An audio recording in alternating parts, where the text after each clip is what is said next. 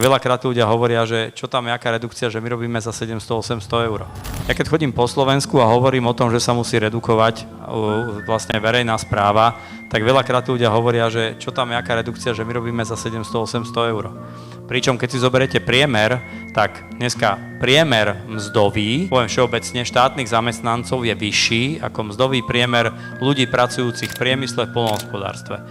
Priemer platov úradníkov a štátnych zamestnancov je cez 2000 eur, kým priemerná mzda pracovníkov v iných odvetviach je pod 2000 eur. Štát má zamestnaných asi 470 000 zamestnancov, ale v tom sú aj lekári, učitelia, policajti, vojaci, kde nie je čo redukovať. My potrebujeme na to, aby sme, ako som povedal, urobili tú extrémnu premenu, prepustiť asi 50 000 štátnych zamestnancov.